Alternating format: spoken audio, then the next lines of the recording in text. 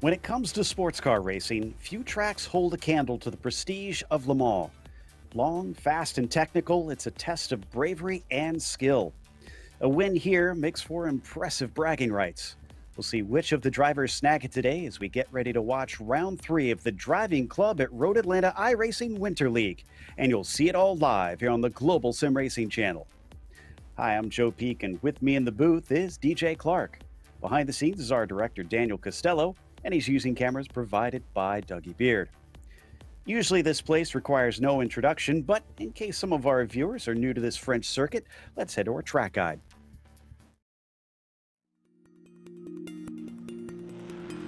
Welcome to Le Mans.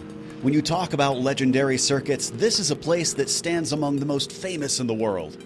Part permanent road course, part temporary street circuit, it traipses through the countryside just south of the city where it gets its namesake. Its size matches its reputation as well, clocking it at 8.5 miles, which equates to roughly 13.5 kilometers. However, when you take into account that it's split by only 33 turns, the frighteningly fast nature of this circuit becomes clear. Most of the corners have been added over the century of history it's experienced, but many have become renowned and respected. The 2 turns at the opposite ends of the massively long Mulsanne Straight play equally important roles. Tertre Rouge requires a great exit in order to not lose massive amounts of time, while Mulsanne Corner takes bravery and precision in order to brake as late as possible and keep opponents from passing you on the way in. There's also hair-raising moments like the tricky entry to Indianapolis, or the close walls along the bridge section in the Porsche curves. To win here, drivers will need a very low downforce setup, a good sense of strategy, and heaps of bravery. The 24 Hours of Le Mans is the crown jewel of endurance racing, which many drivers dream of someday winning and many fans flock to witness in person. Once you've driven the track here on iRacing, it's easy to see why.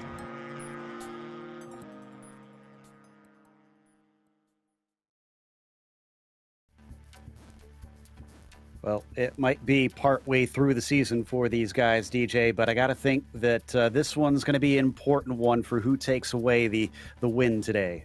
Yeah, it certainly is, Joe. When you talk about the tracks that you want to get a win on in terms of a season schedule, it really and truly is Daytona, Indianapolis, and Le Mans. Those are the tracks on iRacing you want to be able to say you've won on. Although they're going to find it a little bit difficult around here in these GT3s. It's really going to push them to the limit. Watch for them to really have a hard time coming down to the corner you actually see on your screen there. Indianapolis and down into Arnage. That swing into Indianapolis is going to be very difficult, but also an area to overtake if you've got a little bit of guts. Overtaking opportunities on the other parts of the track. Look for the 2 chicanes on the Mulsanne, as well as maybe a dive down into the Mulsanne corner. The Porsche curve is going to be also equally difficult in these GT3s. Not normally as much downforce as the old GTEs or indeed the LMPs that we used to run around here. So they're going to find that a little bit difficult, but rest assured, this is going to put on one heck of a spectacle tonight.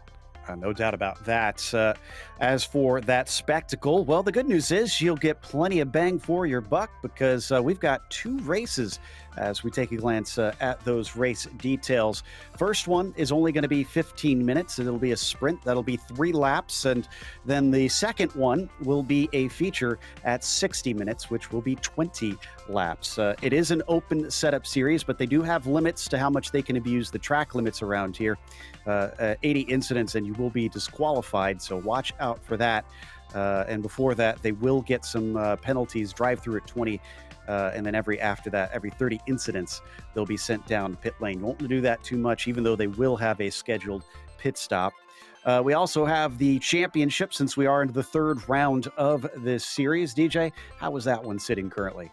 Well, you can see there up at the top of the charts, it is John Bustheimer leading the way, but a very, very close battle with Patrick Wilmot and David Madden. They're only a single point back. Philip Crane, 2 points back, and that's where you start to see the championship break a little bit. From there on back, Berg sits with 5, and Lynn Tran only 2 points back from them, so a close battle for 5th as well. Christopher Habib is going to hold on to 7th place, and then as we continue to look our way down the charts there, you can see a little bit of a battle starting to shape itself up between Jason Owens and Cal Dennis there, who is Drivers Club of Georgia, as well as Rafael Torres Jr. Absolutely. Now, before we get to the racing, we want to remind you that the driving club at Road Atlanta iRacing Winter League is powered by DiscoveryParts. DiscoveryParts bring a full range of safety gear for DCRA members to all of our Road Atlanta events. By bringing a wide selection, they make sure that our drivers get the perfect gear the first time, every time. DCRA members have helped DiscoveryParts become the #1 Stilo Helmet Dealer in the USA for the past 5 years. Stilo helmets offer an incredible light and strong helmet that can be customized for every driver. For all your on-track needs, go to DiscoveryParts.com, and active DCRA members receive special pricing and benefits. Looks like we are heading off into the race now. So the grid is set, qualifying is finished. Let's go over our starting order for today. Jamil Gummer will start on the pole with Jason Owens in second. It'll be Philip Crane in P3. David Madden starts fourth, followed by Tyler Hoffman in P5 and Daniel Vinson in 6. As you can see, the Drivers Club of Georgia, as we mentioned, that is Cal Dennis, with John Basteiner in the 8th position and Seth Thomas 9th. Fred Hazelton rounds out your top 10. DJ?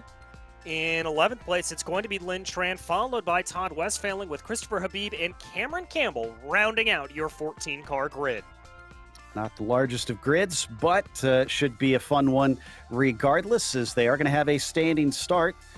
And it looks like most of them are out there already, so we should be getting going pretty soon. I think we're waiting on Cameron Campbell, the last one needing to grid up here at the very tail end of the field.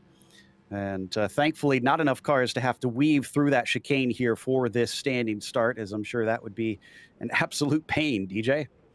Yeah, very much so. That'd be a little bit difficult for them to have to get their way around, but the standing start here is going to provide a little bit of a challenge for these drivers. These GT3 cars are not used to a standing start, so you're going to have a little bit of bogging down in the early rev range of the cars before they get themselves up to speed.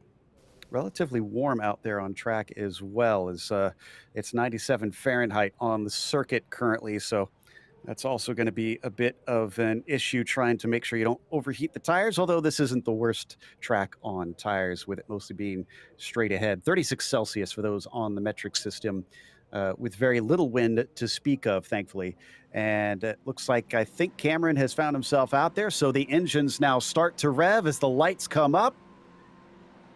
And the green flag is out off the line.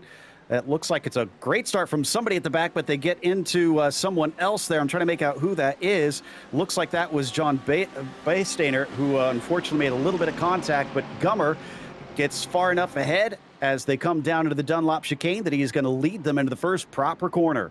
Yeah, and watch for these Lamborghinis here with Philip Crane and Jamel Gummer to be very, very strong early on in the lap. Great rotation out of those mid-engine designs. As we look a little bit farther back in the field, this is a battle between Jason Owens and David Madden right now in the dual Ferraris. Looks like Christopher Habib had a problem in the first corner, and we got some more on the Forest S's. Jason Owen off track through there, doesn't hit anything. He's able to get it pointed forward, but he needs to really play catch-up from here.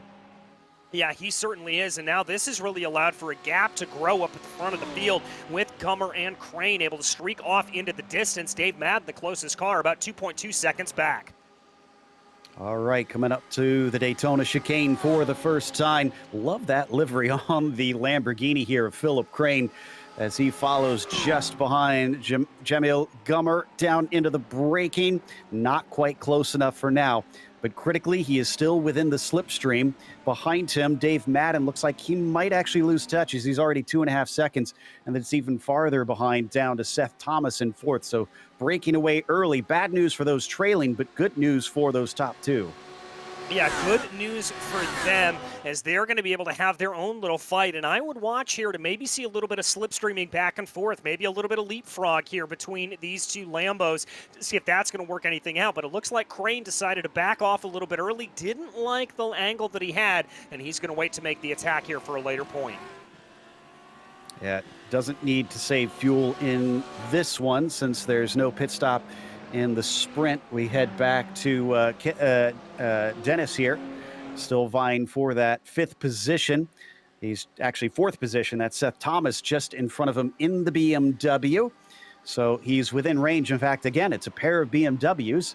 So we're seeing sort of a Noah's Ark at the front of the field for makes of cars, but I wouldn't have expected the Lamborghini to be the strongest one here.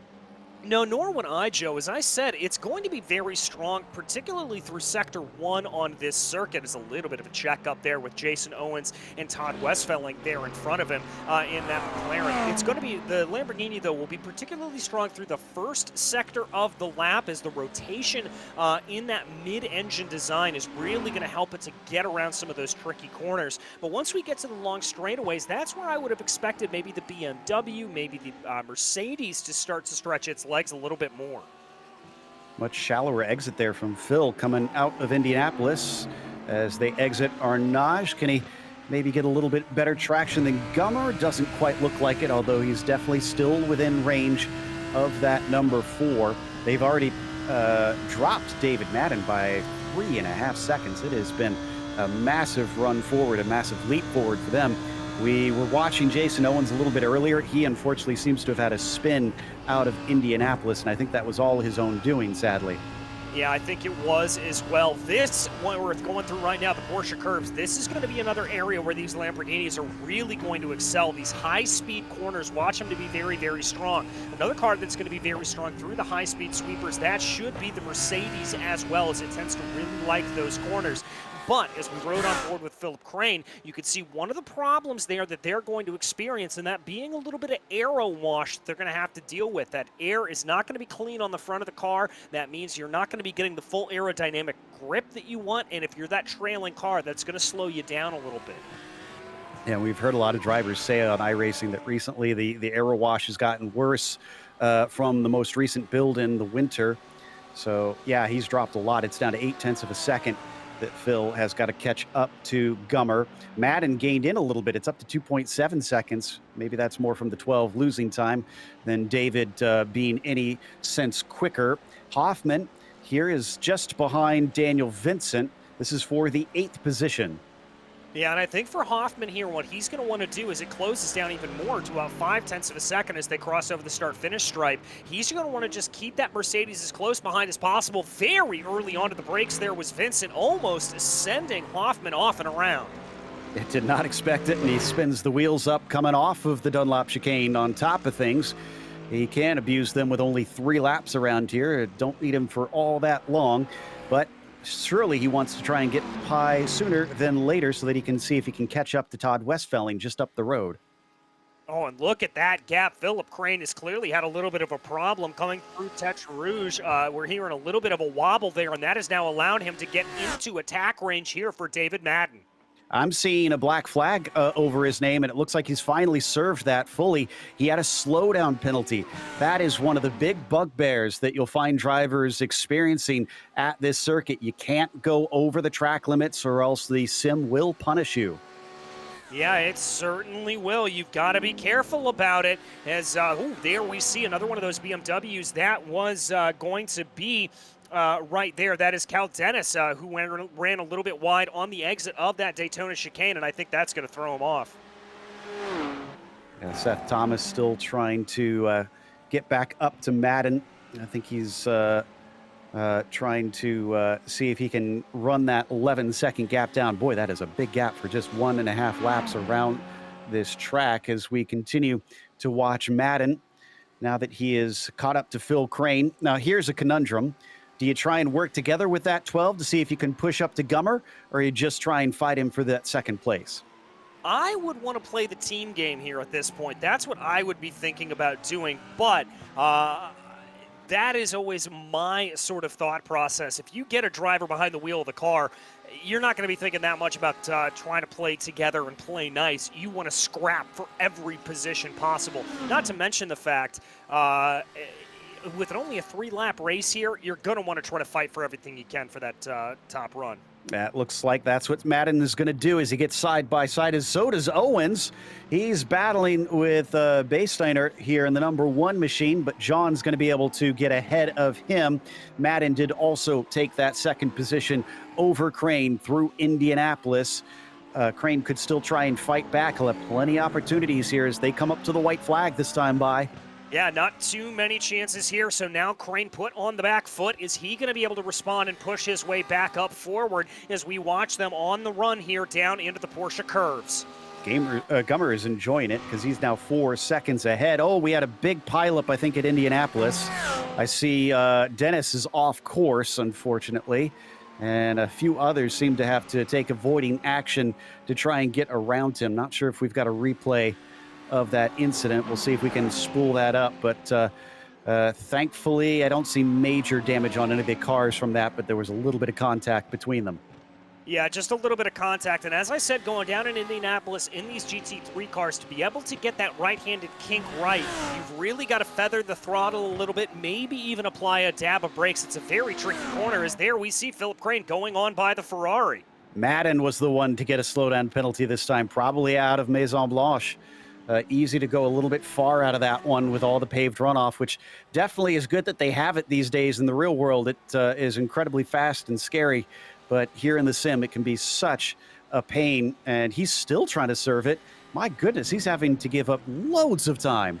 Yeah, that's a big one there that you can certainly get caught on. As we take a look farther back down in the field, this is the battle for P7, and that's a battle between Vincent and Westfelling that we saw a little bit earlier. They've got a few more drivers keeping them company. Oh, Tran with a problem, and once again, just like I was mentioning earlier, cars having to scatter to try and not make contact with him. Looks like John Baysteiner is going to take the most advantage of it as he moves up to 6th.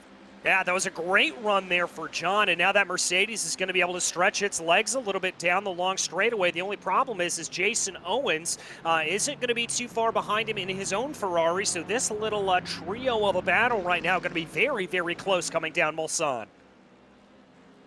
So Owens probably wanting that spot back. He's down 5 from where he began this race in that number 10 machine. There he is on screen. Very pretty Ferrari that one is, but the Merc just in front of him has already been sized up. He's going to have the slipstream here as they exit off of Tertre Rouge. Let's see what he's got as they run down the Mulsanne. All right, here that big slipstream starts to come into play for these drivers. Owen's going to be tucking up behind that long Mercedes frame. Pokes his nose to the inside. I think that's a little bit early for an absolute attack. I think that's just trying to get in the head here a little bit of Tyler Hoffman, or of John Bestiner.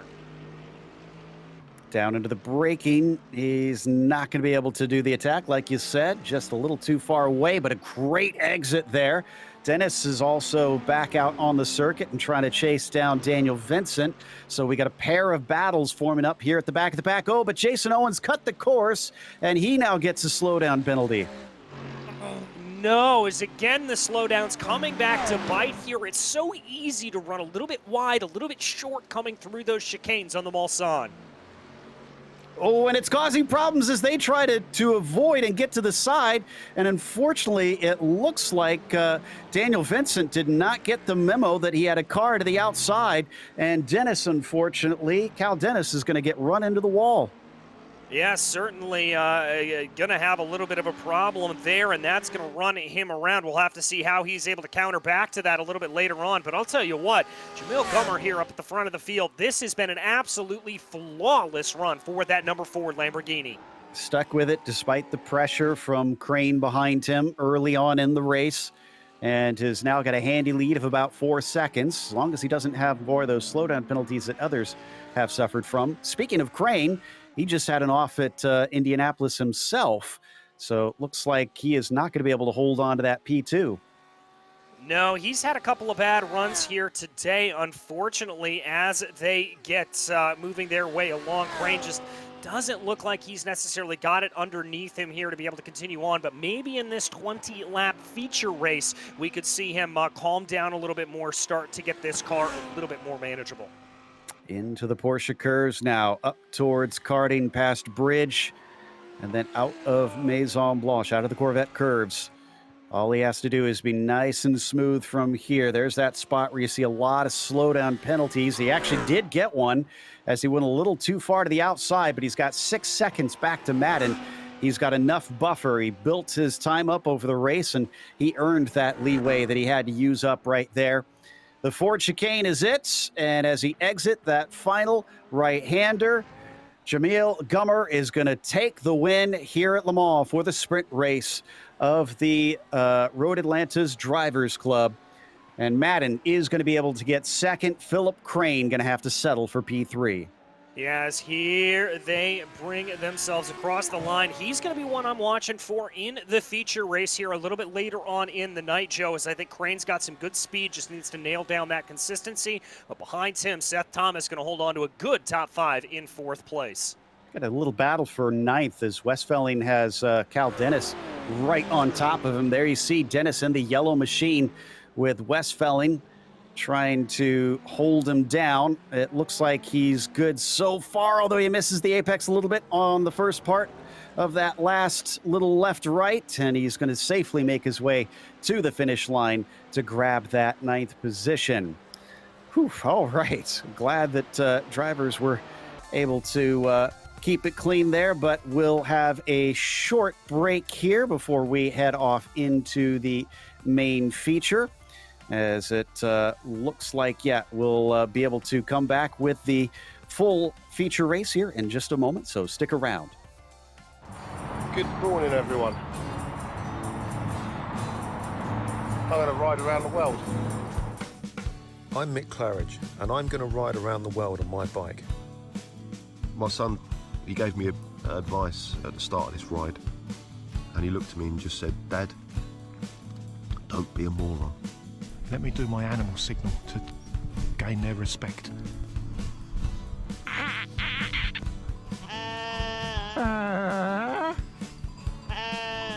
How's it going, Sally?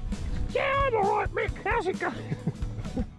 Worse than that bit in Lord of the Rings, where they go into the top and the spiders in the tunnel. I'm just hoping there's a spider at the top of this one to kill me.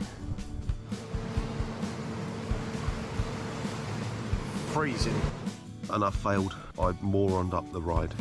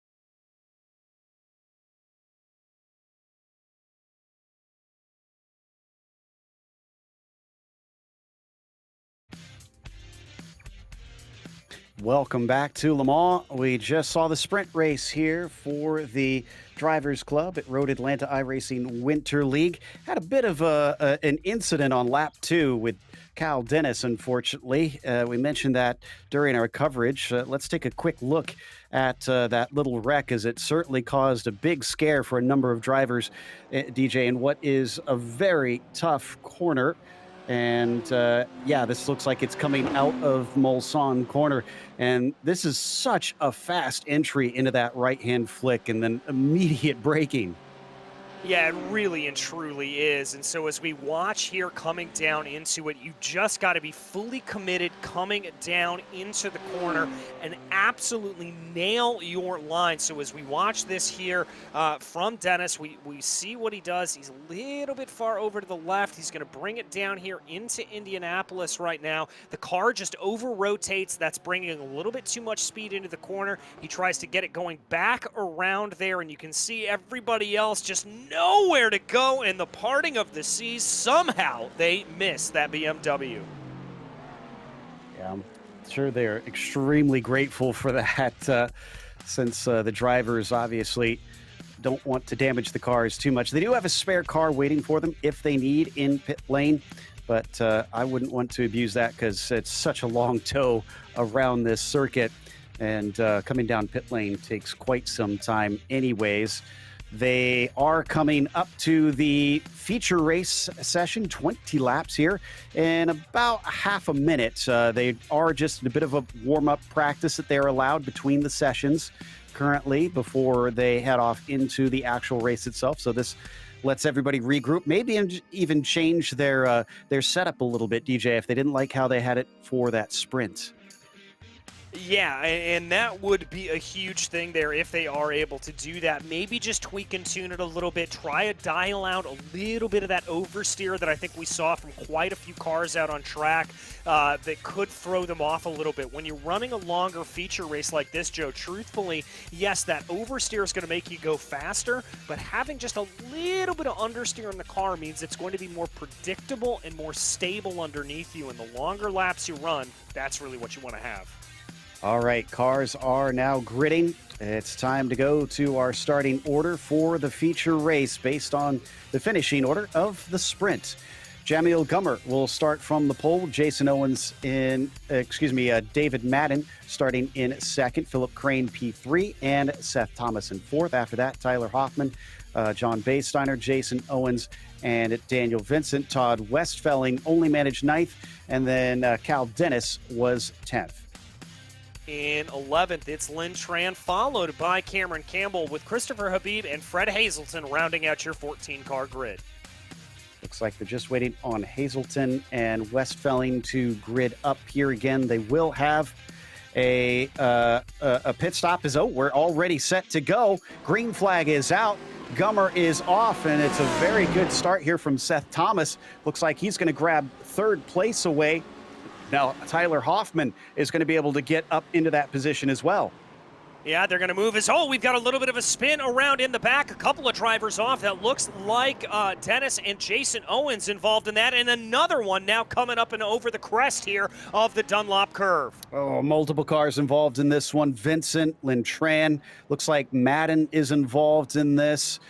Seth Thomas got a little bit of that second one on top of things. This has really split the pack up massively, and now drivers are having to recover and deal with what potentially could be a very damaged car. Yeah, and they're not going to want to have to limp that around here, rather, as they go. We're going to go back to check out a replay of exactly what happened, Joe, as it just looked like these drivers caught it all wrong. So this is up with Philip Crane right now. We'll want to check back in with guys like Tran in the 6, as well as the 14 car, who are all kind of involved in that. So it looks like we're following the leaders onto the Mulsanne, which obviously they're a little farther ahead now. In fact, they're already out of the first chicane. And looks like a few of these cars here in the replay. Nope, we've come back live as we're heading down the Mulsanne, with Crane in second, Gummer in first, and now Tyler Hoffman. That's a guy that we didn't talk about a whole lot in that first one, but he's found his way forward quite well, DJ. Yeah, for sure. As we also have a nice little battle here coming up from behind, Christopher Habib and Cameron Campbell in a nice little bit of a battle. That's going to be the Audi of Habib trying to go down to the inside. Little bit of a pinch as they go into the left-hander. They're going to be able to keep it nice and together. Thankfully, nobody actually shoved into the wall. John Baysteiner, who was making some great moves earlier, is already caught up to them. And Habib leads this group. He unfortunately had a tow early on and didn't complete any of the sprint race, but he's into the thick of it quite quickly here at the start of the feature. Campbell with a great exit down into the Mulsanne corner and gets himself up into fourth. Yeah, gets himself up into fourth. A really, really good move there to be able to get it to go. But again, we're going to come back into another draft problem here where now Campbell's going to be a little bit of a sitting duck. Habib already knows that, starting to move that Audi this way and that. Yep, and this is just going to help out John and the number one quite a bit, who's leading into this race, leading the points with consistency, as he had not had any wins up to this point. But consistency not doing as well for him, at least in the sprint format of this race. And right now, still all the way down in sixth spot, already about 11 seconds off of the lead, and we're only on lap one. Yeah, only on lap one. A lot of drivers having problems here, including Christopher Habib, who blew the entry there into Arnage, just outbraked himself a little bit. That's a very, very easy mistake to make, but now he's going to be able to get a nice little draft here off of Bestenheimer, Bestenheimer there, excuse me, up in front of him, and so he's going to be trying to get a pole here from John. Not going to be able to make the move into the Porsche curves necessarily, but he should be able to hold himself close. And I think that's going to be the important thing. Wait until they get to those long straightaways and use those to stick with them, but just don't lose touch from here. John's still trying to hold on to fourth place Cameron Campbell's Porsche, who has an off through the Porsche curves, and that's going to give a spot. Whoa, as he causes a huge scare for Habib, who smashes into the wall. Such a heartbreak there, a little bit of a unsafe rejoin, it has to be said, but this is now allowed for another battle to shape itself out with Madden, Thomas, and Campbell duking it out down into the Ford curves. And what does this mean for Madden? 3 positions and basically 1 corner. He's up into 5th place and is scampering away. But Gummer's not scampering away this time over Philip Crane. He's been caught by the end of the lap, and Philip is going to try and make a race of it. Yes, he is, and these two have to be a little bit careful. If they start to get their elbows out here and fight down into the chicanes off of Mulsanne, that's going to allow for Tyler Hoffman to close right on the back of this battle, and we could see a big fight here up for the lead. Oh, yeah, you got to think that Hoffman is cheering him on from here. Just come on, guys, tussle with each other a little more. We hop on board with Philip Crane watching behind the number 4. Oh, and he got a slowdown. Oh, another slowdown coming back to bite these drivers. Gummer's now going to have to bleed time as little as possible and see if he can maybe close back in. He's still having to bleed time. That's going to allow for Hoffman to go back by him. Tyler now up to P2. And Jamil, unfortunately, all the way to 3rd, almost looking like he's going to lose out on the slipstream. In fact, yeah, he will. He's looking like he'll be about 2 seconds back by the time they hit the braking, and he still hasn't completely gotten rid of that black flag. We can see it on his timing sheet that he's still fighting it. Cameron Campbell, in the meantime, is looking to try and vie with Seth Thomas into 6th. Seth Thomas outbrakes himself.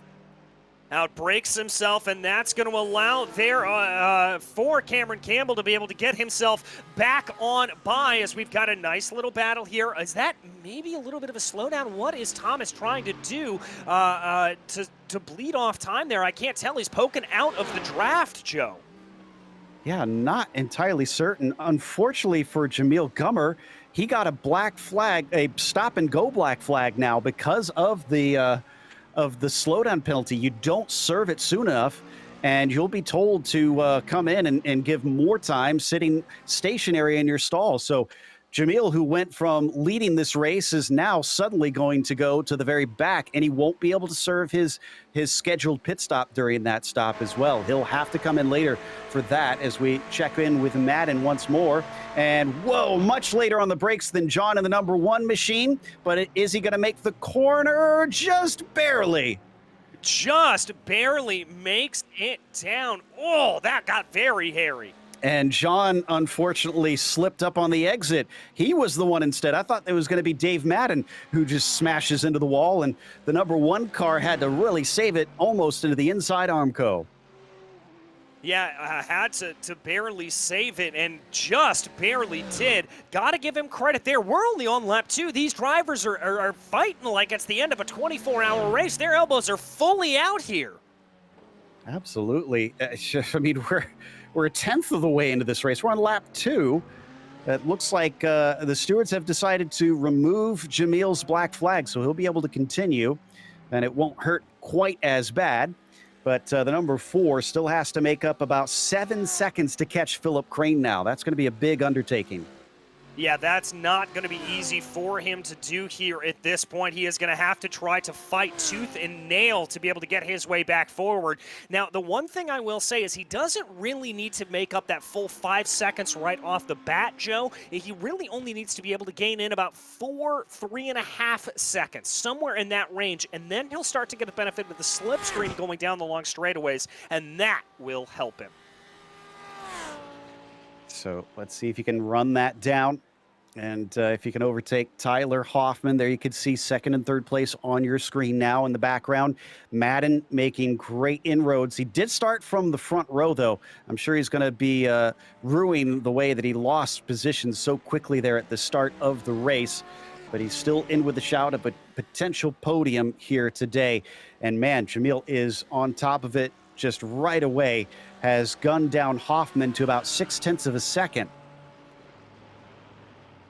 Yes, he has. The gap coming down. Dave Madden, by the way, setting the fastest lap of the race last time out. Gummer here coming up strong. He is going to be one to watch out for here, as I think he's going to try to make this move onto Hoffman going down into Daytona. Yeah, surely he's got to have this one set up. All he needs is a good exit. But we got to remember, his Achilles heel last time out was going a little wide at Tertre Rouge. Let's see if he does so once again. And so is a big bobble from Hoffman, is going to hand it over easily instead. So Gummer didn't even have to fight it. He just blasted past.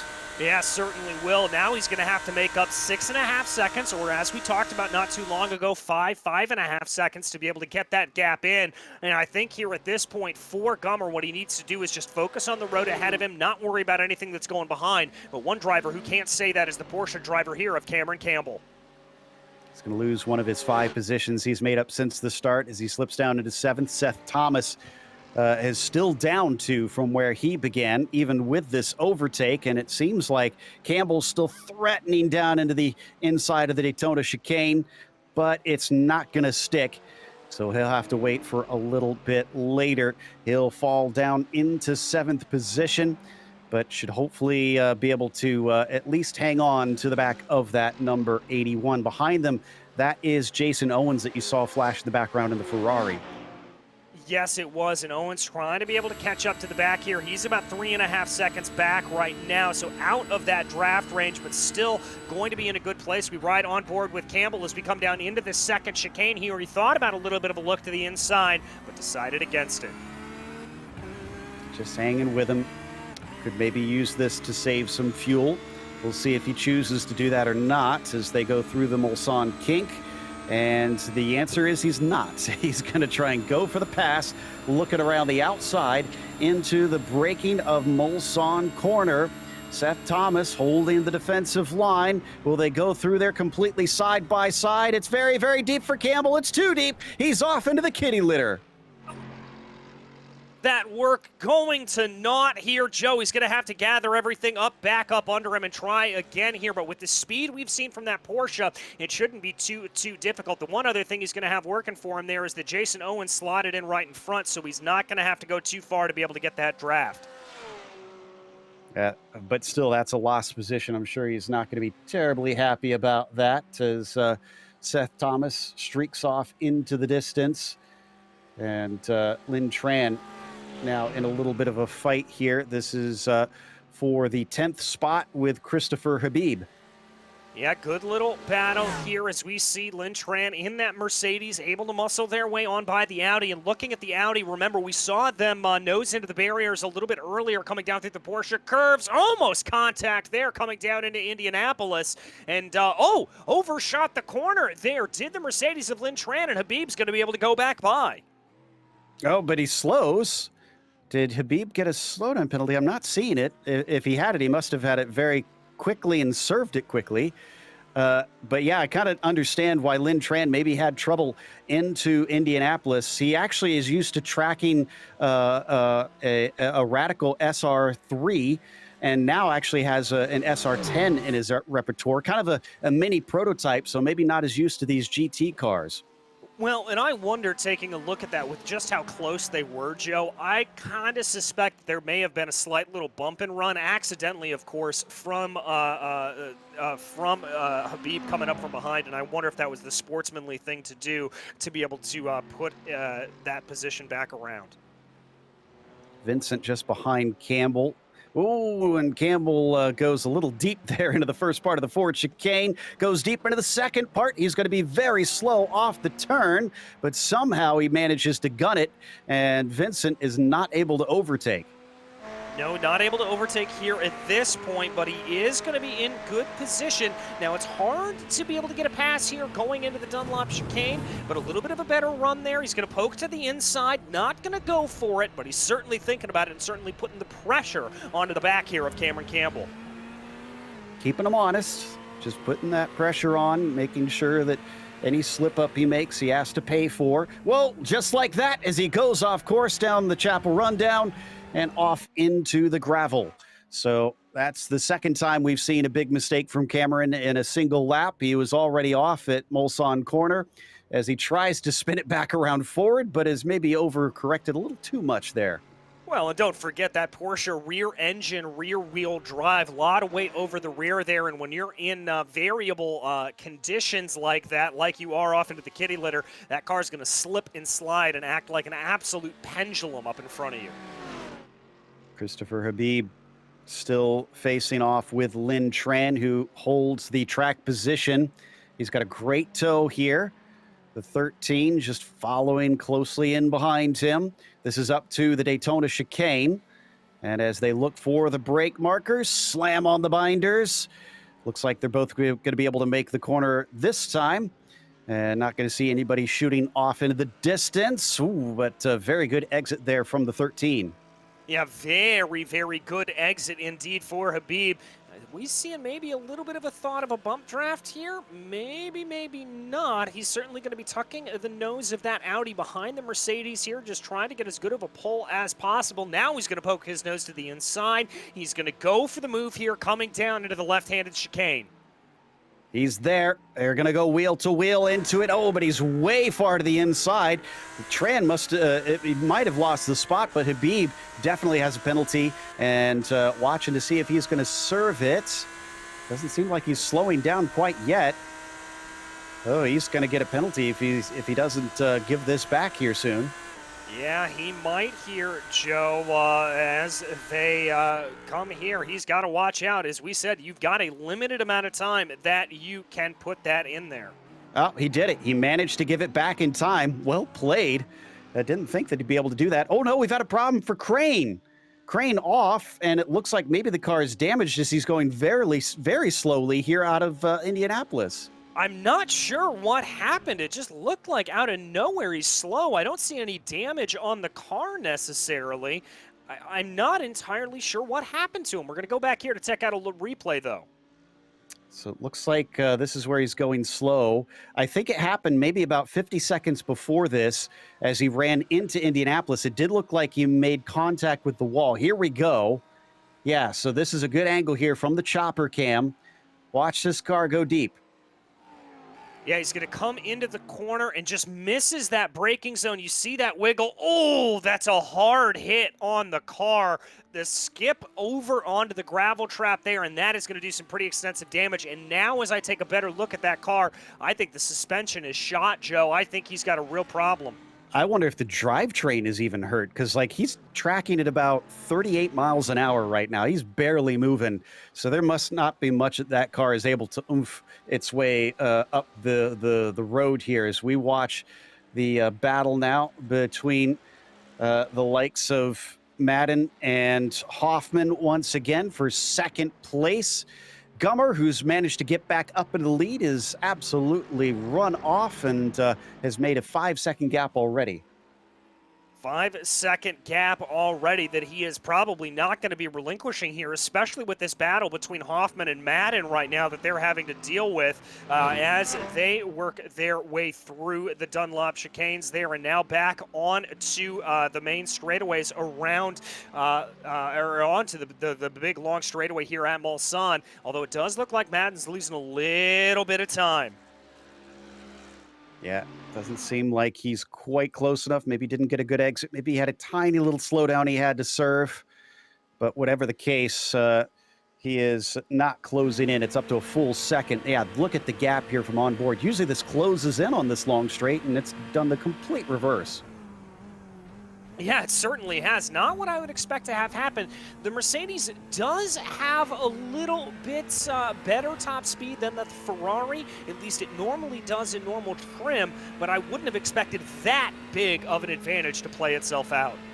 This is a little bit more horsepower than Madden may be used to as well, because he actually tends to drive a Miata, a spec Miata, when he goes racing in the real world. So these GT3 cars got a lot more grunt underneath them. And we have to remember, I don't know if we've mentioned it, but this is the first time they're running GT3 cars. They ran GT4s in the first 2 rounds of this season. Yeah, so a lot more horsepower and more aerodynamics for these drivers to keep in mind here, as it certainly is going to be a bigger challenge for them to keep up underneath them. But right now we watch Madden as he continues to stalk behind. It looks like that gap is, well, it's relatively stable here at this point, Joe. I've seen it come down by a couple of thousandths of a second, but not real much at all. Now, can't seem to make up the time. It's been going quite well for Hoffman. Now that he's potentially ditching Madden, can he catch up to Jamil in front of him and cut down on that 5.5 seconds that he's been able to get away from everybody else, as the drivers are only on lap 5, so a quarter of the way through the race at this stage. And we've already seen a lot of dramas, so much could change. Good news for fans of Philip Crane. He was able to limp the car back into pit lane. All right, so that will mean here that he will be able to come back out on the track, probably getting a use of that spare car here. But the real battle to keep our eyes on, as we've said, is this one that continues to go. Oh, contact! Oh, down into Arnage. Gets bumped off the course. Looks like Madden's doing the very sportsman-like thing. He waited to redress the position, and indeed, he's going to allow Hoffman to keep second place. The bad news is that mistake has cost them both touch with Gummer in a big way. Yeah, it really has. That gap up to Gummer is now a full 11 seconds up at the front of the field, and over the course of a mere 20-minute race, that's going to be almost unassailable. Yeah, that's going to be a very big ask there. We do have a little bit of one that's getting closer together for P4, the number 1 car, and then, of course, Seth Thomas trying to recover a little bit here. So he's trying to bring that BMW back into contention and see if he can take that away from John. So we watch them exit out of bridge in towards karting. And this is a very swift set of corners. You got to really keep control of the car, have good balance on it. Both of them looked good out of Corvette curve there. Yeah, they looked good at that point as now they bring the cars back around. Heavy braking zone here down into the Ford chicanes. It's really arguably one of the heaviest braking zones and the slowest area of the track that you have to work your way down through. But both of them look like they're able to handle it relatively well here. Thomas and John doing a very, very good job of keeping everything together. Stays at about 1.1 seconds, so Thomas wasn't able to gain through that last bit. In contrast, Madden is now 2.5 seconds behind Hoffman, so that's definitely gotten farther apart between the pair of them. Bad exit there for the 81. Looks like he lost a few tenths off the Dunlop chicane. Yeah, I think he did lose a little bit of time there, and so that means the gap's going to grow a little bit more. Both of these front-engine cars going to do very well down the straightaway, but unfortunately here for Seth Thomas is that he's about 2.5 seconds back, and that's going to be just enough that he's not going to get the benefit of that draft. Yeah, he's lost so much through there.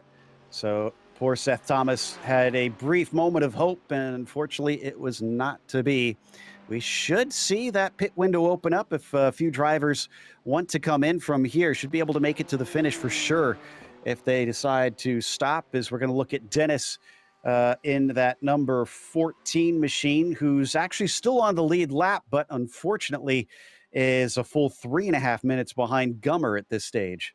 Yeah, he's got a lot of time to try to make up here, and it really and truly is. I'm seeing here that Lynn Tran is being listed as out of the race. Now back in, just some internet problems there for Lynn, so no worries. Yeah, that can happen. For those not familiar with how sim racing works, when you see a car blink sometimes, that means that their internet connection is not that great. And sometimes that means they can disappear on our timing and scoring as well, which certainly gives us a scare. But it is a real concern. If you lose, if you don't have a good connection for too long, the iRacing server will boot you because it considers you to have too poor of a connection to be able to compete with the other drivers and not cause problems. It has been heating up as well, we should mention. It's now up to 101 Fahrenheit. Yeah, it is certainly getting hotter, and so these drivers are going to have to worry a little bit about those tire temperatures. Now, remember, the new iRacing model for these tires here, Joe, is they are a little bit more prone to wear. They're primarily a single stint on the tires. That's what iRacing has kind of been looking at everybody doing, and so for these drivers to be pushing around at this high of a temperature out on track, it's not going to be the best running for them. They're going to have to get into some tire management. So, Jamil Gummer looking like he is on a Sunday cruise here as he heads up towards the Porsche curves. Still at about 11 seconds over Tyler Hoffman. We still need to wait and see what happens for pit stops as well. Hopefully these drivers have practiced that pit entry. I can say that even I have been embarrassed a couple times in races, and even in the 24-hour endurance race here before, where if you don't practice it, you can get a penalty for an unsafe entry by blowing that entry chicane. Yeah, it's very, very easy to do. And, well, you know, I've talked at multiple occasions, Joe, about my ability to race. So it should surprise no one at all that I've had a little bit of a problem coming down into the corners, as we do see here our first taker. Yep, he's into pit lane. Almost looks like he took a toe maybe, though. Did he? Oh, no, it was another internet connection there for Dennis. So definitely scared me, as I was saying. And Philip Crane is back out after he got his spare car, but also very far down. Gummer just kind of plug it away down through the Chapel Run down into the Forest S's. The walls are very close here, especially off this right-hander. Look at that on driver's left there, our viewer's right. Armco just right up against it, and you're carrying some good speed, so don't be surprised if that is a corner that catches a few drivers out, as now he can really unleash that Italian power underneath his right foot. Yeah, he's going to be able to build it up to speed here. And this is the point in the lap, Joe, where you're able to take a breath. You're able to take a breather, flex your fingers a little bit, maybe flex your left foot a little bit as you bring the car around here. It's the portion of the track where you can really kind of get your senses back to you after the absolute flat-out running and very, very hair-raising running that is Sector 1 on this track. Indeed, it used to be back in the day when they would do the traditional Le Mans start, when you'd have to run across the start-finish line to be able to jump in your car. It was on Mulsanne that most drivers would actually end up doing their safety belts up, and well, thankfully that tradition is gone by the wayside for safety's sake. One of my favorite stories is when a set of drivers were protesting that for safety's sake. To do so, they literally just strolled casually to their car as everybody else was running, and cars were starting up, so they had to avoid traffic trying to walk by them. And slowly buckled up while everybody else took off. After that, the ACO kind of took notice and said, okay, yeah, maybe we should get rid of this. This is a little too dangerous. Yeah, very much so. I think Gurney was part of that, if I remember think so, yeah. correctly. I can't remember who else was involved, but I know Dan Gurney was a part of that protest, as he certainly was one of the preeminent drivers there to be able to do that. As we take a look back on Philip Crane, back down in 11th place, having taken that early pit stop and being able to come back out on track and getting that damage all repaired. Now, Crane, if I'm seeing right, I'm not sure if he actually took a full pit stop. It was only 15.9 seconds. And that's definitely not enough time to take repairs, but let me see if he's taken a free repair here. No, I do not have that information, unfortunately. But I would assume that he did, since it was only 15 seconds. A suspension being broken would usually mean many, many minutes of sitting and waiting, probably around a half an hour to get that fixed. So I got to think he still owes us a pit stop. Yeah, I would think so maybe as well, although he does have a spare car, so that should come back to play for him potentially. Is it correct? Yes. Well, he's already used it, but I think they have more than one, if need be. If anything, I'm more just trying to figure out why he was stopped for 16 full seconds. Maybe he just took some of the fuel and didn't take tires. It'd be a bit of a strange call, but whatever the case, like this lick the stamp and send it. I only just noticed that on Seth Thomas there with the USPS themed livery on that BMW. And he is coming up behind a car that is not for position. That is still Cal Dennis just in front of him. Yeah, so this is going to be a little bit interesting here to see how everything plays out. Now that we have to deal with a little bit of lap traffic, we don't know how these drivers are going to respond to some of that lap traffic around them. We don't know what they're going to do, and we'll have to see what Thomas is able to get done if he's maybe going to get held up ever so slightly. Yep, coming through the Porsche curves. He's not being held up by Dennis, at least at this stage. So that's nice on that end, that he's at least not having to worry too much about this lap traffic, as long as there's not sort of mistake from Dennis that causes him to wreck and that USPS car getting involved in it, getting tangled up. Here we go. Now we're getting some pit stops. Seth Thomas in, and John Bastinner is also going to be pitting in. All right, so we've got a couple of these drivers coming on in, slowing those cars down, and plenty of time for that pit commitment line. As you mentioned earlier, Joe, a very, very tricky pit entry, and thankfully we haven't seen many drivers running afoul of it here today.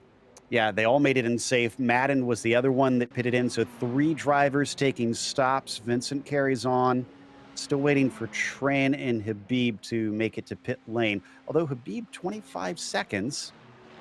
That's getting closer to what could be a standard stop. I'm not entirely sure if that's the case or not. Madden finds his way into his stall as we watch Vincent underneath the Dunlop Bridge. Love the iconic views that comes as you look back over the exit of that Dunlop Bridge. And I can report that Madden is done with his pit stop. 25 seconds. So yes, there we go. That kind of answers the question, DJ. I think Habib may have already served his pit stop. Yeah, I think he may have as well, as it looks like that's going to be plenty of time, and that's going to give for a very, very interesting run to the end of this race to see just how many places that Habib is able to gain back before everything is said and done. A little bit of side-by-side action coming through the Dunlop chicane, and it looks like that is going to go to Bastinner, who was able to keep Thomas behind him. But a good stop from Seth, who has caught up quite a bit, I want to say, because he was a lot farther behind. So maybe just better on the pit entry, managing to really attack the cones there. And as they come onto the Mulsanne, he's going to be easily within the slipstream.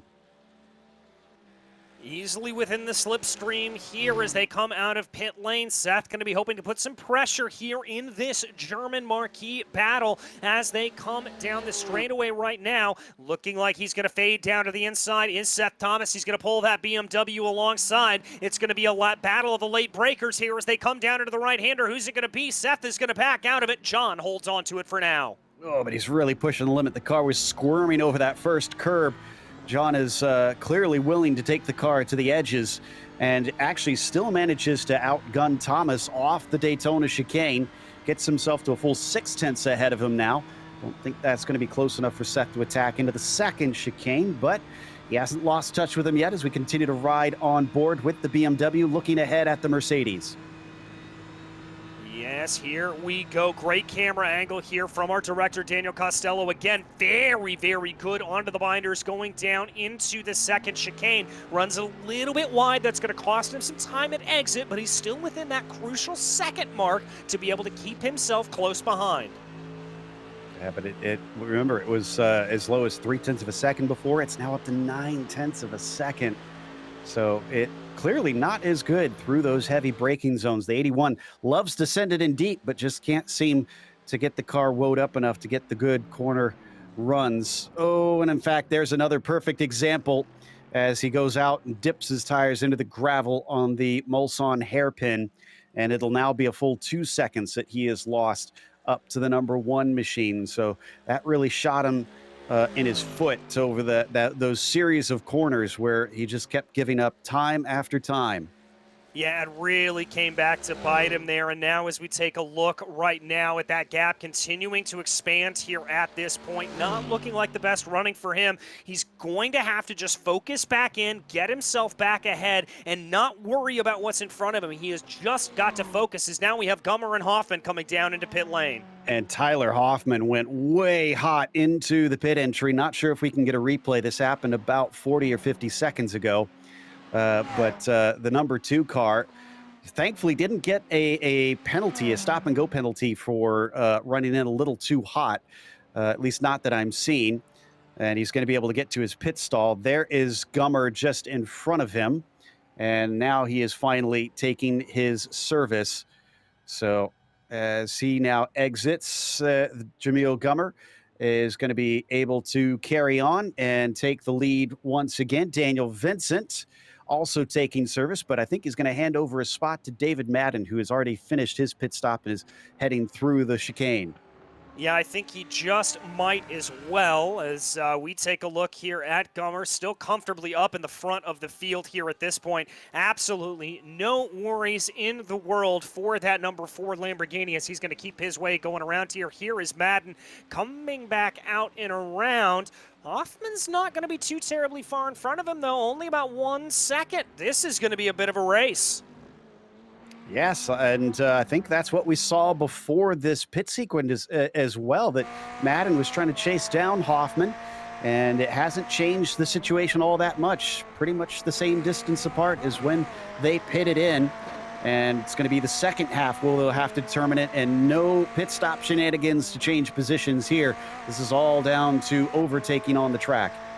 Yeah, this is all going to be down to who is able to do this the best way possible, and they're going to have to put it all to do on the track. Now, about 1.3 seconds behind here for David Madden. That's not going to be nearly as close enough to really get a full draft that you're going to be able to get a pass done necessarily, Joe, but it is going to be enough that you're going to be getting just a little bit of a whiff of that slipstream, and that should allow you to be able to close in a little bit more. Well, one thing that I do want to say is this has been an impressive run for Gummer since he took care of his penalty and was mercifully allowed to continue despite getting a stop-and-go black flag from the sim, because he's now distanced himself up to 23 seconds ahead of Hoffman. These two that you see battling on screen now have lost nearly half a minute up to the leader. It's been incredible pace from the number 4. Yeah, it really, really has. I mean, you know, since we saw that little bit of an error, it really and truly did look like here at this point that Jamel has just absolutely buckled down, got his way ahead, and has been pushing as hard as he can. And that gap is really proving that out here at this point. It's very, very impressive. Looking a little bit farther behind. Oh, did John lose a position? I think Thomas was behind him. Not sure when he overtook. I'm checking to see how recently that was. Yeah, it was some time ago, so we seem to have missed that. As meanwhile, battle on screen that we don't want to miss. Oh, and Hoffman's off. Madden gets the spot easily as Tyler Hoffman botches the hairpin. Oh, and again there, looks like there's some suspension damage. That car is crabbing pretty intensely as he tries to get it back up to speed. Trying to see where exactly he had the contact here. Oh, he got hit by Madden, unfortunately, as he was spinning. Madden couldn't get it slowed up in time and got into the right rear corner of that car. Meanwhile, Habib behind Cameron Campbell for 7th position down into the second chicane. Also going to make a little bit of contact, but somehow Christopher is able to keep from turning the both of them. Oh, I don't know how they were unable to hold that together, Joe, as that was a one-way ticket to disaster that somehow both drivers were able to keep together. That is ridiculous. Christopher making do in his Audi R8. I'm sure he can't wait till we get a Mustang GT3 here soon. Hopefully, I'm not sure if that is going to be coming, but I have heard rumors, of course. But he normally runs a Mustang in real life, and right now the number 13 is still just trying his best to at least get 7th place away from Campbell. The bad news for them is they're 40 seconds behind Jason Owens in 6th place, which would be the next car up. Yeah, they've got a lot of room to make up, and that's really what we're seeing here at this point, Joe. We're seeing a lot of these little couplets starting to break out over the course of the field, and then everybody else really having to go is, oh my goodness, that's the portion of Campbell getting it all wrong. So Christopher now is the one to inherit the position. It does seem like today, DJ, that limiting mistakes pays big dividends. Yeah, and that is really and truly one of the things around Le Mans that we don't talk about nearly enough. It is so easy to throw this car off. We know this circuit for the history. We know all of this for them and just how they run. But what we don't know is, or we don't often talk about, is really just how difficult this circuit is. Yeah, I said it at the top of the show. It's fast and it's technical. Has a lot of these sweeping corners and a lot of the difficult braking zones, and it's showing why it's still so revered by so many drivers. It's a long lap. There's high speeds. There's little downforce on the cars, and it's just tough overall to try and keep it from catching you out. Officially halfway now that we've hit lap 10 out of 20. That said, I'm looking at the amount of time that we've spent. I'm not sure if we're going to be able to run the full 20 laps. It might actually wind up being that 60-minute timed race. Yeah, it might be. Lap times here for these drivers clocking in at just over 4 minutes, which does mean that things will come back to play here a little bit more for them. So I'm not sure exactly how that's going to play itself out. We're at 39 minutes into this race right now and just hitting the halfway point. Yeah, so it looks like maybe about an 18 or 19 lap race instead for our drivers. Hopefully they're watching that, but they definitely made it to halfway on the pit stops. Speaking of which, Cameron Campbell's in there again. Well, he just had that big damage coming in on the side, so I'm not surprised that he's probably coming in to get repairs because he had that off coming down into Indianapolis. Ah, that's right. And Hoffman, did he pit this last time? I think he did. Yeah, because remember, he also had a little bit of contact himself, so he had to get that fixed up on the car as Campbell slips into 11th place. Philip Crane, not too sad about that because he finally gets one position. He's been sitting down at 11th for a long time, lonely with nobody to fight with and trying to catch up to Lynn Tran in front of him. We're watching Christopher Habib with Daniel Vincent just in front of him. This has been a stellar battle between these two, nearly coming to blows at times between the pair of them. Yeah, nearly coming to blows multiple times, but they've been able to keep everything together as they run here, and I've got to give some credit to the Audi driver of Habib, doing a great job to keep things nice and together, and he's certainly going to be getting a little bit of a hint of that draft up at the car in front of him, and he may be able to gain one more position before everything's said and done. There we can see the timer left. Only 19 minutes left to go here. So I suspect that we are actually only going to get 4 or 5 more laps, even less than I had just estimated there. This is why we don't do math on air usually. So This is now a timed race officially. There's no way they can make it to the finish of these 20 laps based on the pace that these cars have been able to do up to now. And these drivers who mostly hail from Georgia, racing down at Road Atlanta traditionally, are discovering the countryside of France to be quite difficult, but who can manage to hold it together? Can this man, Jamil Gummer, bring it home and take a victory here? Well, it looks like he's going to be able to. 15 seconds to the good here at this point. That's going to be good running for him. He's going to have to try to see what he is able to get, though, in these final couple of laps, as David Madden setting the fastest lap of the race last time out. Now, as I look at that, he was able to take some good time here out, about 3.5 seconds on that last lap. I don't know if that's going to be enough to close down by the end of it, but he's certainly looking strong here. You know, I wonder if some of that is just since we've seen a lot of drivers struggle with the slowdown penalties. I wonder if, because your fastest lap only counts if the driver runs a clean lap within the boundaries of the track. And maybe that's what Madden has managed to do here, is everybody else hasn't had a fully clean one up to this point. He's finally been able to set that 3:59.4 and get that magic clean and fast lap together. Because yeah, Gummer, a full 0.7 of a second, no more than that. That is 0.9 of a second slower on his fastest lap.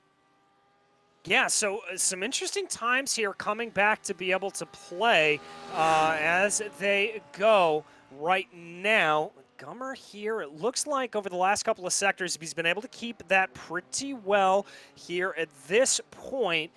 Still holding at about 15, 16 seconds. There you can actually see the difference. You saw Madden in the back of the shot there, as it certainly did look like he was starting to close in maybe just a little bit more. Yeah, last lap was quicker by 4 seconds over Gummer as we ride on board with Madden. This is out of the second chicane and accelerating back onto the Mulsanne. If you are new to this track, this used to be without those chicanes. It just was flat out. You can run that version here in iRacing, and the drivers often in the vintage series will use that because it's scary and fun, but you can see why in the real world they have elected not to use that anymore and have to split it up. Meanwhile, accelerating off of Mulsanne corner. This is another of the long stretches not split up by chicanes. It's a flat-out blast down to Indianapolis. Yeah, flat-out blast here as they go, trying to see what it is. This one is continued on as they run. Let's take a listen here. Joe, I think you were saying that you heard a little bit of something here from Matt. Yeah, I was hearing his shifting having problems on upshifts, which I wasn't entirely sure what was going on, because this is a sequential box in all of these GT3 cars, so they shouldn't need the clutch, but I kept hearing it bouncing off the limiter. Maybe it was just shifting late. Yeah, maybe that's it. That could be coming back to bite him. Not entirely sure there for these drivers. As we watch here, a little bit of a battle. Seth Thomas and John Besthunter there bringing down into Indianapolis. And again, it goes away there as Seth throws it all out the window.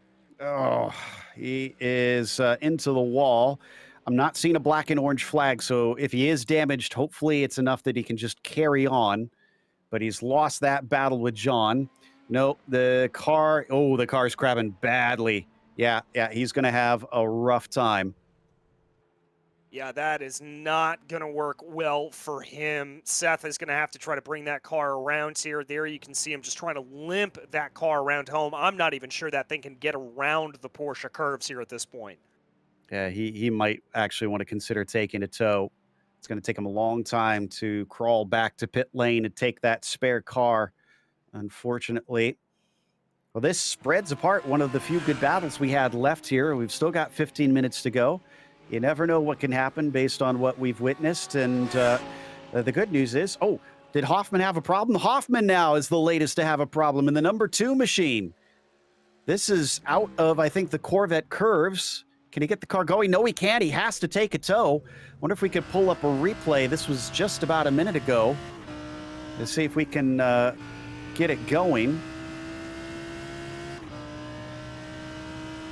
All right, as we search for that replay here, yeah, it just looks like the damage was too severe and he wasn't able to bring the car around. Let's take a look.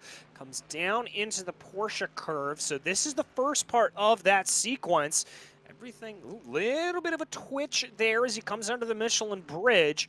Now he's going to bring it here, sort of decreasing radius corners here as they come. Now he's going to bring it back around. You can see that little hit, too much speed into the corner, tries to catch it. Oh, just a little bit of a slap there with the tire barrier. That's going to lose his rear wing, but I wouldn't have thought that that would have been necessarily terminal, Joe. It for whatever reason, couldn't get it going, and the car was kind of stuck, so he took a tow. Now, again, they have those spare cars, so likely he'll want to try and finish it since he still has time. It's just has to wait for that tow to finish up. To tell you just how long it is to get back to pit lane, Seth Thomas still hasn't made it there. He's still spinning his way along, and I mean that literally. He's been spinning. Oh, and now he takes a tow. Yeah, he's had enough of this. He decides it's worth it to just tow into pit lane. Yeah, so he's going to take that tow back in as we watch right now. Philip Crane coming up behind Lynn Tran right now. Looks like he's going to try to have a little bit of a look here going down into the Ford chicane. Not sure if that'll play out. Not sure if he's going to go, but Lynn's going to be a good host and let him on by. Man, a credit to Crane here, because Philip has given such a never say die attitude to this race. Sent all the way down to 11th out of 12. He was miles behind everybody and didn't have anybody to race for the majority of it. And yet in the last 2-3 laps, he's now up to, well, it's going to be 7th position, it looks like, as Habib is serving a black flag.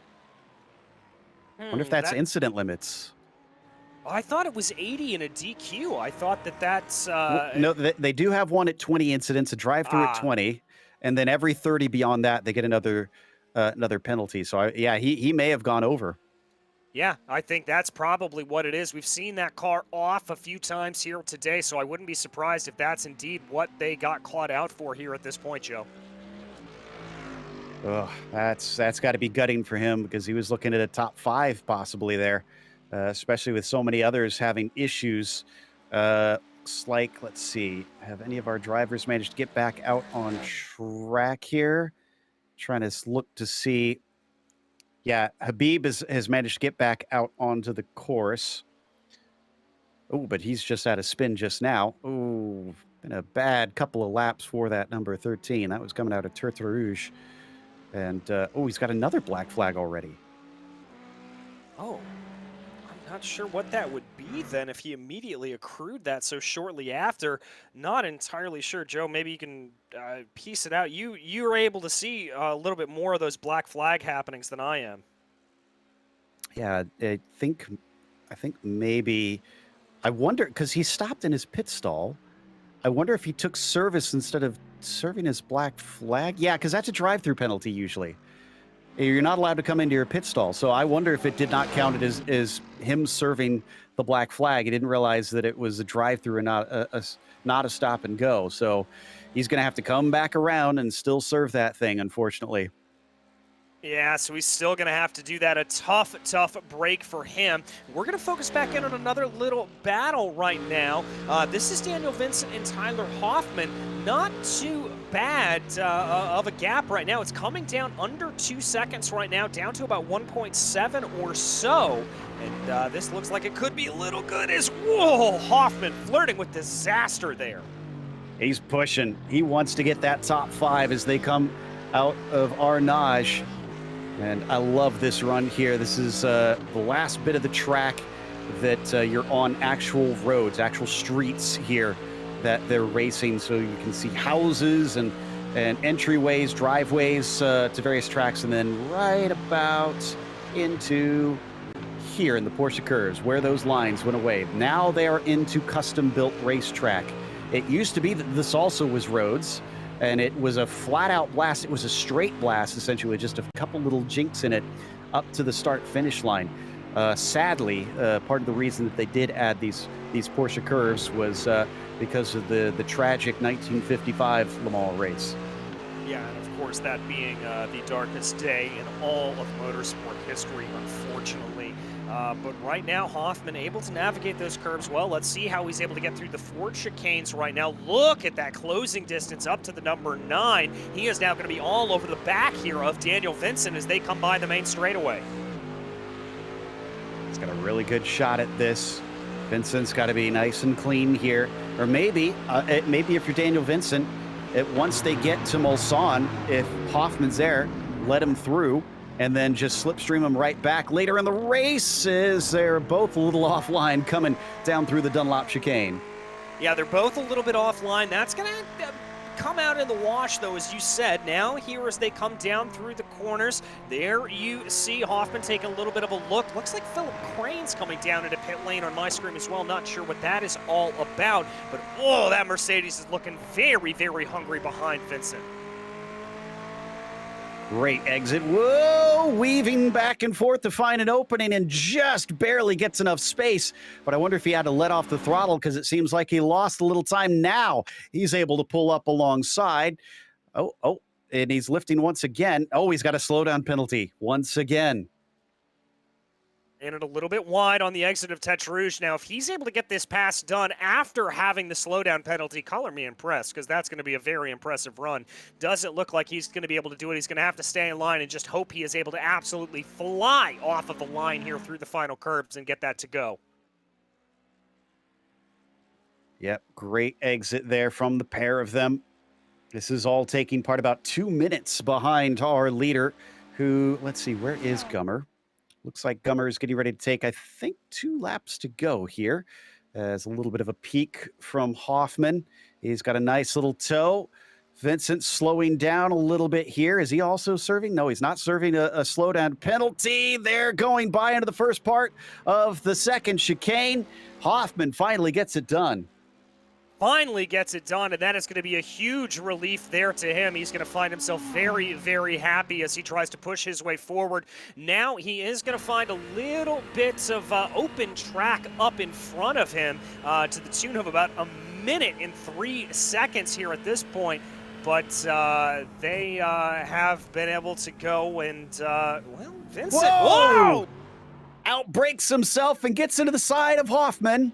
I think they both got away with it. I'm not seeing any black and orange flags for damage, though they could still be carrying some. And Hoffman definitely just scooted away from the scene of the accident pretty quickly, but Vincent, not so lucky. Not so lucky at all. He's going to find himself in a very, very tough situation here as he tries to now get himself back out on track, and he's going to find himself a whopping 16 seconds here behind Hoffman in front of him. Yeah, it took a while to try and get turned around, sadly. So there goes another of our battles. The other closest ones, actually, Philip Crane catching up to Habib. Now, wasn't he higher up? Didn't Crane make it up to like 8th or 9th position? He's back down in 10th. What happened? Looks like he lost about 44 seconds on the last lap there, Joe, so I'm not entirely sure. Must have been an off track that turned into something much worse. He did come into pit lane, but he took a stop, and it doesn't, that wasn't for any sort of drive-through penalty. Wonder if he still needed to take his pit stop or something, and we had missed that. I'm not sure. That another mystery that we'll have to try and piece together a little bit later. So, in the meantime, as he accelerates off of Mulsanne corner, Habib is ahead of him once again, but Habib still hasn't served that drive-through penalty, that pesky drive-through penalty. And in fact, if he doesn't this time, Habib will be DQ'd. So regardless of whatever happens with Christopher, Philip Crane is getting a position here in about half a lap.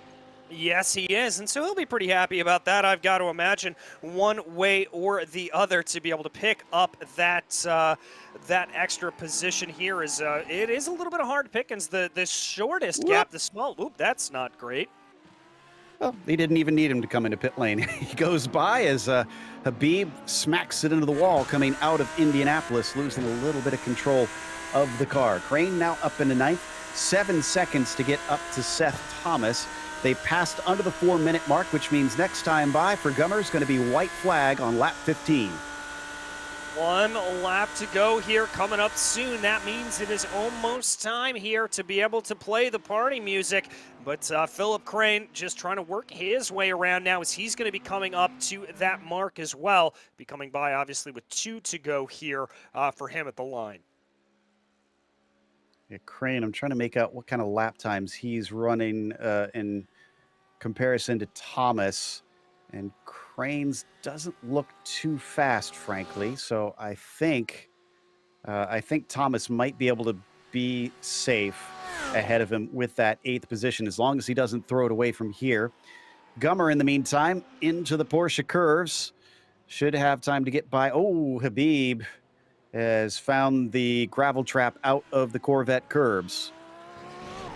Oh, Habib just having more and more problems here. You really hate to see that for a driver who has had such good running. But we focus back in on the leader as Jamel Gummer gets ready to take that all-crucial white flag. Yep, just 1 to go. Amazingly, we are only 1 car lap down, despite some big problems for a few of the drivers throughout this 1-hour race. Although Habib is about to become the second one a lap down. And there is the white flag waved for Gummer. 1 to go.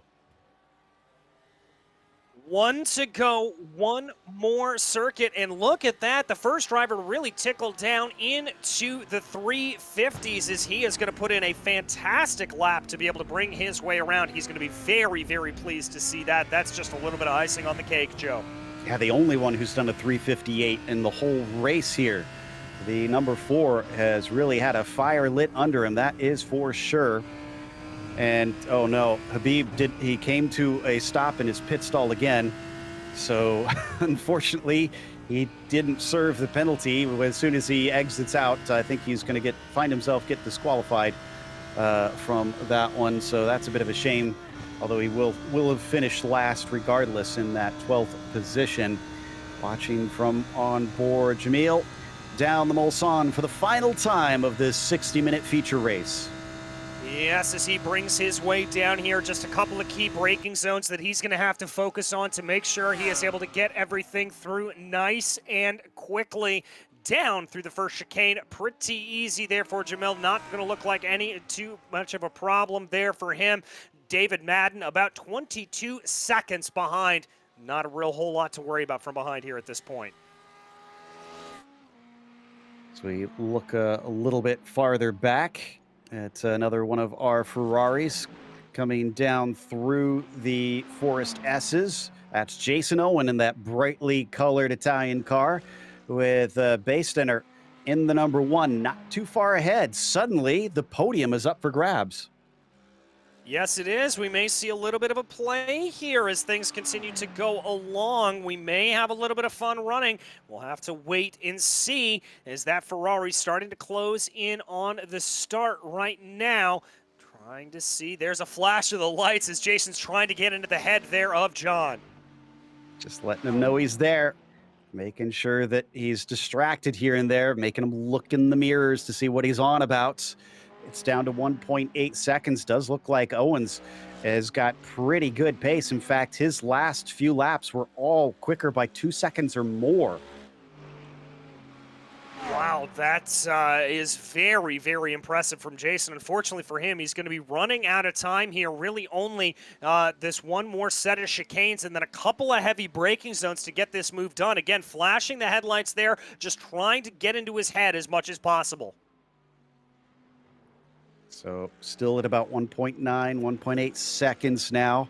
He's got a lot of pace, clearly, but he's really going to have to hustle if it is still once about 2 seconds quicker per lap, since this is about 2 seconds that he's got to make up as we ride on his rear wing. Yeah, we ride on the rear wing here at this point. There, I can get those words out. As Jason does have those 2 seconds to try to close down, trying to see what he's able to do. You can see both drivers jumping onto the binders there for Mulsanne as they bring the car down through the corner. Little bit of a wiggle there for Jason, but he's able to keep it up underneath him. Also, Gummer's coming through the Porsche curves now It's been a bit of a victory lap for that number 4 machine. And he's only got a couple more before he is past the checkered flag. This has been a stunning display of skill from Jamil Gummer. He's out of Maison Blanche now and up towards the final chicane. He got his little bit of a slowdown penalty, and he served it, thankfully. Don't want to end on that note. The Lamborghini number 4 is going to take the win in the feature race here for round 3 of the Driving Club at Road Atlanta iRacing Winter League. A great run here for Jamil Gummer, setting the fastest lap of the race as he crosses over the line. Absolutely fantastic stuff. Madden, unfortunately, 22 seconds behind at the end, but credit to him for not giving up on it. He's going to at least get a podium with this second place today. And Owens did manage to go get by Baystinner. Wasn't he behind him before? I believe so, yeah. So he was able to get that move. Jason Owens going to be able to make that up into the final run. John had a spin in Indianapolis. Went a little bit far, and unfortunately the car went off course. So looks like Jason Owens gets that podium on the final lap as he brings it up to the Ford chicane and across the line. Great stuff here by the number 10 car to recover up 4 positions from where he began this race. That's really pretty impressive, and that is tied for our biggest mover on the day, it has to be said. Lin Tran, the other one who is up 4 positions here at this point. Let's see. Yeah, he's fallen behind Vincent, though. I wonder if he's not going to get those 4 positions. Seems like he had some sort of issue and has slipped down to 7th. In fact, we're waiting a little bit here because we've got 10 cars that the longest one back is about 3.5 minutes behind the leaders. So we're watching Hoffman getting himself a top 5 exactly where he started, actually. All right, so the tail of the tape may not exactly say it there for Hoffman, but certainly did a fantastic job to be able to get himself back in and into that position. So very, very good there for him. Oh no, Lin Tran seems to have had another accident, outbraked himself into the Mulsanne corner, and I think he's stuck, actually. Yeah, he's stuck in the barriers out of Mulsanne corner, so he's not even going to gain any positions. He is going to wind up, I believe, 10th. Oh, you hate to see that there for him as well. Some tough breaks here at the line, but Tyler Hoffman going to be able to cross over in P5 right now. That'll be a good relief there for the Mercedes driver. Yeah, it looks like that, honestly, is about the last of our battles for this race. I don't see anybody close enough to change positions here now that Vincent comes across the line there in 6th place. With Lin Tran having to take that tow, it'll only be 9 that finish all the laps. We're going to take a quick break here on the Global Sim Racing Channel. We'll come back with the unofficial results as well as driver interviews, so make sure and stick around.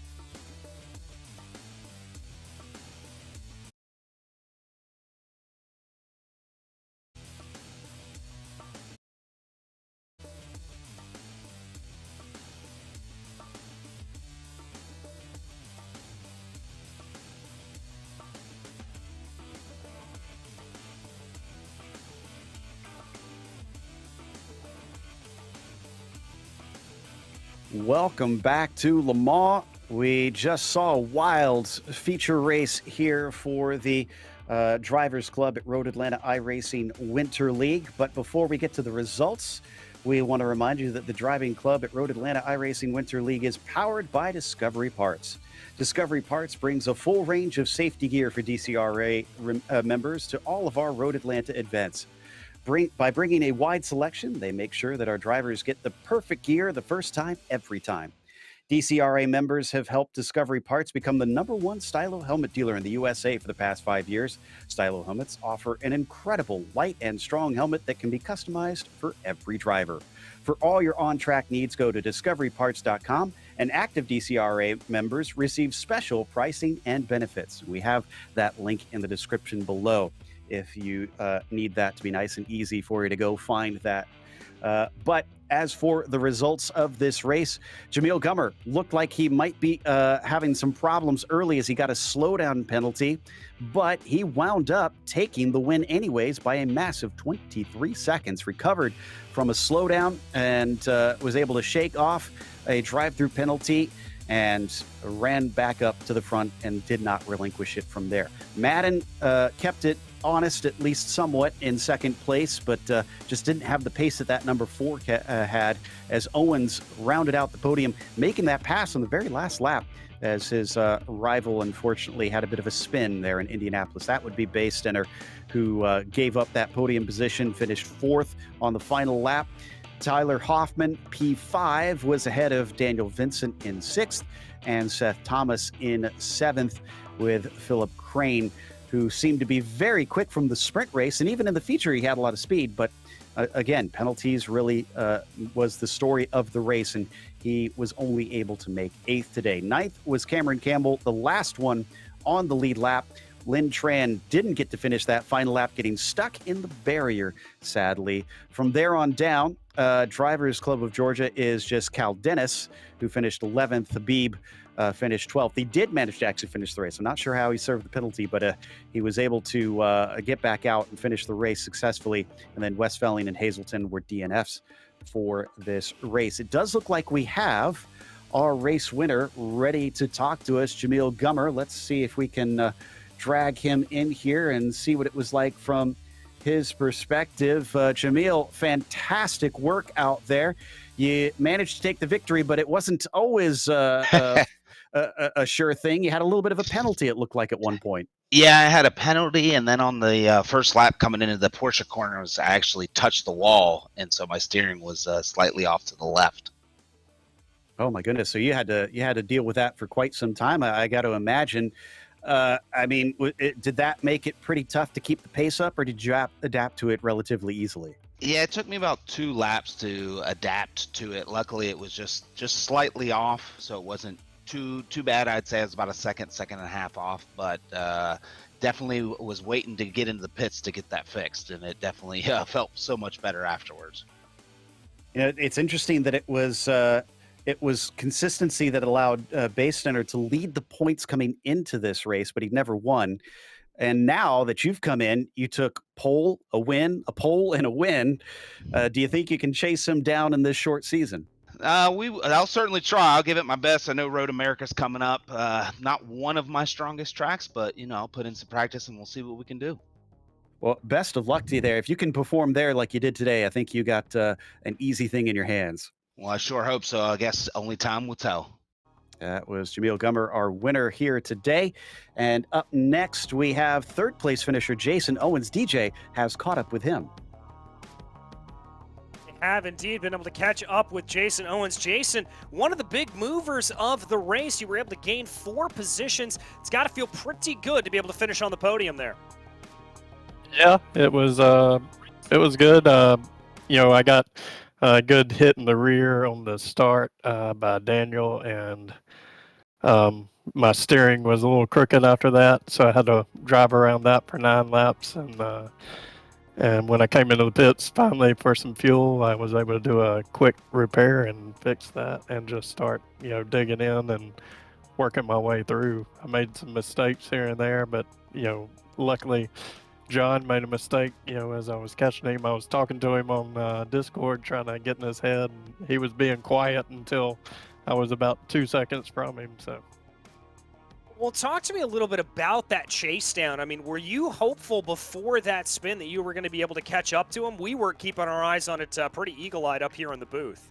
I was, trying to do the math, and I knew I seemed to be quicker in the last quarter of the track, so I was hopeful that I could get him, somewhere in there on that last lap anyway. But, that him just going wide in that one corner, I saw it, and I kind of took it easy on entry so I could get through there without, any contact. But it was definitely going to come down to the last couple of corners to see if it happened.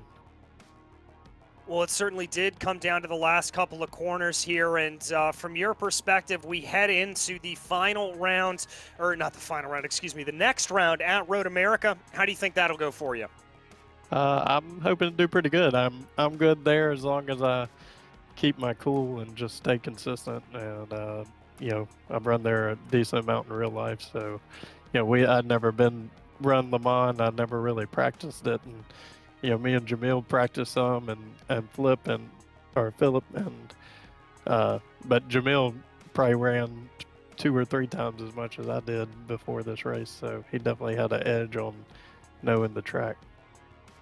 Well, with that building up, I know I'm going to be certainly looking forward to Road America, and we look forward to seeing you in the next round. But for today, anybody that you'd like to thank? I'd like to thank my wife. It's my birthday today, and she made me dinner early and special dinner, and allowing me to take tonight to race rather than spending time with her, during my birthday. So I'm really happy that she allows that to happen. Well, happy birthday to you, my friends, and enjoy the rest of your birthday festivities. Thank you. All right, that was Jason Owens. Joe, your third place finisher. Podium's not a bad gift for a birthday, I got to think. So that's going to wrap us up. So again, we want to give a big thank you to the sponsor of the league, DrivingParts.com, for coming on board, but also a thanks to the team today, Daniel, DJ, and Dougie. Make sure to check out our social media, our website, and merchandise store, so you don't forget to subscribe to our YouTube channel as well. So that you don't miss a moment here on GSRC. The next race, Road America, will be Wednesday, February 15th at 8:45 p.m. Eastern. Be sure to check out our other broadcasts listed here. But until next time, race clean, race hard. We'll see you on the track.